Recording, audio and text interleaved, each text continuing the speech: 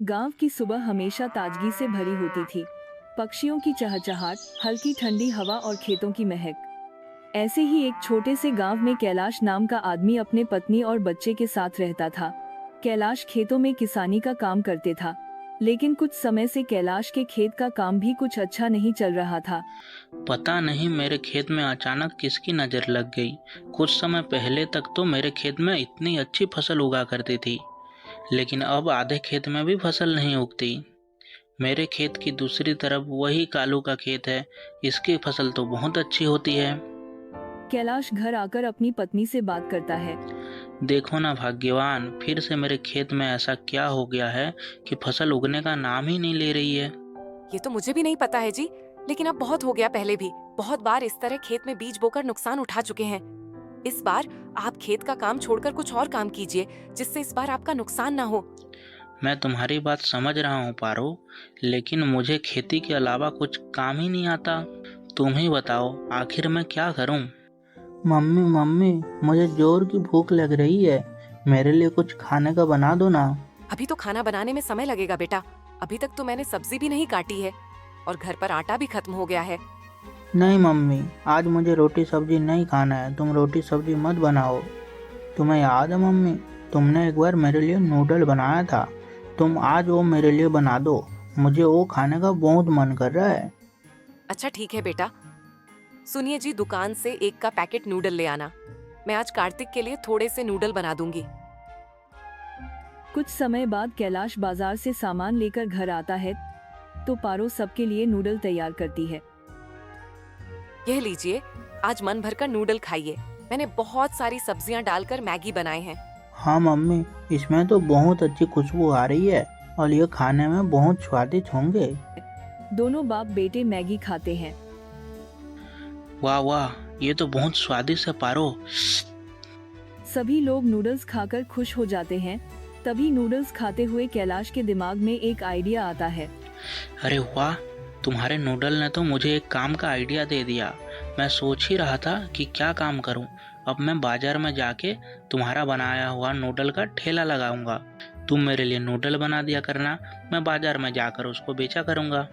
ये तो सच में बहुत अच्छा आइडिया है जी। वैसे भी हमारे पास आपका पुराना सब्जी का ठेला तो है ही, तो हमें ठेला खरीदने की भी जरूरत नहीं पड़ेगी। बस आप बाजार से नूडल बनाने का सामान ला दीजिए। बाकी का सारा काम मैं देख लूंगी। ठीक है पारो, मैं अभी जाकर नूडल बनाने का सारा सामान खरीद कर लाता हूँ। कैलाश बाजार से काफी सारा नूडल्स बनाने का सामान खरीद कर लाता है।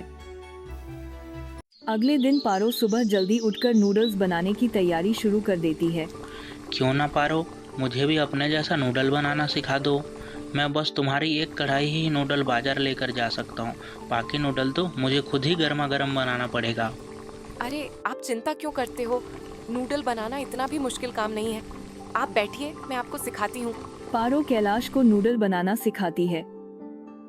कैलाश बाजार में अपना नूडल्स का ठेला लेकर पहुंच जाता है। शाम को जब गांव की चौपाल के पास उसने पहली बार ठेला लगाया तो लोग उत्सुक नजरों से उसे देखने लगे।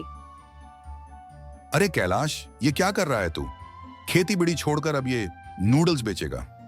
रामप्रसाद काका, यह तो शहर में हर गली हर ठेले में मिल जाती है। सोचा क्यों ना गांव वालों को भी इसका स्वाद चखाया जाए। पास खड़े अर्जुन और शिवम, जो गांव के शरारती लड़के थे, मजाक उड़ाने लगे। देखो देखो कैलाश बाबू, अब रसोइयां बन गए हैं। हाँ भाई, ये तो बढ़िया है। आज से हम इन्हें चाउमीन वाले कैलाश कहेंगे। कैलाश ने उनकी बातों का बुरा ना मानकर नूडल्स बनाना शुरू किया। गर्म तवे पर जब तेल पड़ा तो खुशबू पूरे चौपाल में फैल गई। तभी वहाँ एक लड़की आती है। वाह कैलाश भैया, कितनी अच्छी खुशबू आ रही है। जरा एक प्लेट मुझे भी देना। कैलाश ने बड़ी लगन से पहली प्लेट बनाकर ज्योति को दी। ज्योति ने छकते ही आंखें बड़ी कर ली। अरे वाह, ये तो बहुत स्वादिष्ट है, बिल्कुल होटल जैसा। ये सुनकर बाकी गांव वाले भी आकर्षित हुए। धीरे धीरे लोग पास आने लगे। अच्छा, हमें भी एक प्लेट दे बेटा। देखते हैं शहर का खाना कैसा होता है। जी काका, अभी लीजिए ना। कुछ ही देर में उसके ठेले पर भीड़ लग गई। सब एक एक प्लेट लेकर छक रहे थे और तारीफ कर रहे थे। अरे कैलाश, ये तो सच में मजेदार है। अरे लगता है हम मजाक करने में गलती कर बैठे हैं। कैलाश के यह सब देखकर बहुत खुश होता है। पहली ही शाम उसका ठेला अच्छा चला। उसकी कमाई भी बहुत अच्छी हो जाती है। जब वह अपना ठेला समेटकर अपने दिन की कमाई को देखता है तो खुशी से उसके चेहरे पर एक अलग ही रौनक छा जाती है। इतने पैसे तो मैं पूरा महीना सब्जी बेचकर भी नहीं कमा पाता, जितना मैं आज एक दिन नूडल बेचकर कमा लिया। घर जाते समय कार्तिक के लिए नई ड्रेस ले देता हूँ। यह लो बेटे, तुम्हारे लिए नए कपड़े। तुम बहुत दिन से जिद कर रहे थे ना, नए कपड़े दिला दो, यह लो। कार्तिक बहुत खुश हो जाता है। थैंक यू सो मच पापा मेरे लिए कपड़े लाने के लिए। अजी आज का दिन कैसा गया? कैलाश पारो को बताता है। पहले दिन ही इतनी अच्छे काम की बात सुनकर पारो भी बहुत खुश होती है।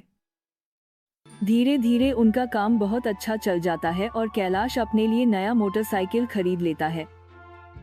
लेकिन उनकी तरक्की देखकर उनका पड़ोसी कालू जल भुन जाता है। अरे जब से इसने नूडल्स बेचने का काम शुरू किया है तब से ये लोग कुछ ज्यादा ही हवा में उड़ रहे हैं। अगर नूडल के काम में इतनी ही कमाई है तो मैं भी कल से नूडल्स बेचूंगा। कालू भी बाजार में अपनी नूडल का ठेला खोलता है, लेकिन कालू के हाथों की बनी नूडल में वो स्वाद नहीं था जो कैलाश की पत्नी पारो के हाथों में था। भैया सच बताऊं तो आपके यहाँ के नूडल्स बिल्कुल भी स्वाद नहीं है। जो नूडल्स कैलाश भैया बेचते हैं उनका तो स्वाद ही अलग है। भैया मेरी नूडल उससे बहुत कम दाम में मिलती है। मेरी नूडल बस 30 रुपए की है और कैलाश 40 रुपए में बेचता है। अगले दिन जब ठेला लगाकर चाउमीन बन रहा था तभी 2 ग्राहक आ पहुंचे। अरे भाई, तुम्हारे नूडल्स की खुशबू तो बहुत बढ़िया आ रही है। कितने रुपए की एक प्लेट है? बस 40 की है भाई। 40? ये तो बड़ी महंगी है। उधर एक और ठेला लगा है, वही नूडल्स 30 में बेच रहा है। कैलाश ने गहरी सांस लेकर कहा, नहीं भाई, मैं तो इतने सस्ते में बेचूंगा तो मुझे कुछ मुनाफा ही नहीं होगा। फिर रहने दो, हम वहीं जाकर खाते हैं। दोनों ग्राहक वहां से चले गए। कैलाश का चेहरा उदास हो गया। वह सोच में पड़ गया। सब खर्च मिलाकर 30 में प्लेट तो हो ही नहीं सकता, जरूर कुछ मिलावट करता होगा वो। इसी बीच उसके पुराने परिचित रामप्रसाद काका पास आए। कैलाश बेटा उधर देख, उस ठेले पर कितनी भीड़ लगी है और तेरे यहाँ कोई नहीं। काका, वो मुझसे सस्ती प्लेट बेच रहा है, इस वजह से लोग उसकी तरफ जा रहे हैं। बेटा धंधा करना है तो कुछ नया करना पड़ेगा, वरना भीड़ हमेशा सस्ते वाले की तरफ ही जाएगी। यह कहकर काका चले गए। तभी कैलाश भी आज धंधा नहीं होगा यह सोचकर घर आ जाता है। अरे आज इतनी जल्दी कैसे आ गए आप? आज इतनी जल्दी सब भेज दिए क्या? नहीं भाग्यवान, आज तो मेरा धंधा ही नहीं हुआ। हमारा पड़ोसी कालू, वो मेरे से सस्ते चाउमीन बेच रहा है, सभी लोग उसकी तरफ ही जा रहे हैं। अरे इतने सस्ते में कैसे भेज रहा है?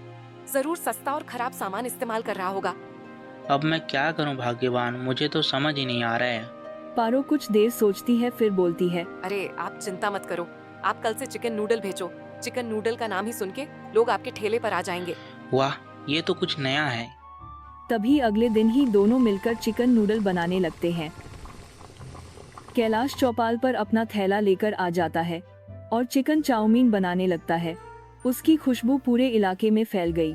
इसी बीच वही 2 ग्राहक जो कल महंगा कहकर चले गए थे पास आ पहुँचे। अरे भाई, आज तो ठेले पर कुछ अलग ही दिखाई दे रहा है। क्या नया बनाया है? हाँ, आज चिकन नूडल बनाया हूँ। अच्छा तो कितने रुपए की एक प्लेट है? आज के लिए सिर्फ 30 रुपए और कल से 50 रुपए। अरे भाई, इतना महंगा? आप बस आज खाकर देख लो, फिर बताना कल आना है या नहीं। कैलाश फिर दोनों के लिए एक एक प्लेट गर्मा गर्म और अच्छे से मसाले डालकर चिकन नूडल्स बना देता है। जब दोनों ग्राहकों ने जैसे ही पहला निवाला मुंह में डाला उनकी आंखें चमक उठी। अरे वाह, ये तो कमाल का स्वाद है। सच कहूं तो इतने अच्छे नूडल्स तो मैंने कभी नहीं खाई। और ये चिकन, वाह, इसमें तो 4 चांद लगा दिए। दोनों ने प्लेट चट कर दी और संतुष्टि से बोले, भाई हम तो हर रोज यहीं आएंगे। यह सब सुनकर अर्जुन बहुत खुश हो जाता है। थोड़ी ही देर में वहाँ भीड़ लग गई। बच्चे, बड़े और नौजवान सब चिकन नूडल्स का स्वाद लेने जुट गए। ठेले के पास शोरगुल मच गया। तभी रामप्रसाद काका भीड़ चीरते हुए पहुँचे। अरे कैलाश बेटे, तुमने तो कमाल कर दिया। सारे लोग तुम्हारे ठेले पर उमड़े पड़े हैं। आखिर किया क्या तुमने? काका, नूडल में बस चिकन मिला दिया और उसका स्वाद 2 गुना हो गया। वाह बेटा, ये तो बहुत अच्छा सोचा। ऐसे ही कैलाश की दुकान बहुत अच्छे से चलने लगी। अब कैलाश खुशी से अपने परिवार के साथ रहने लगा। अगर आपको वीडियो अच्छी लगी तो हमारे चैनल को सब्सक्राइब कर दीजिए, ऐसे ही वीडियो आपको मिलते रहेगी।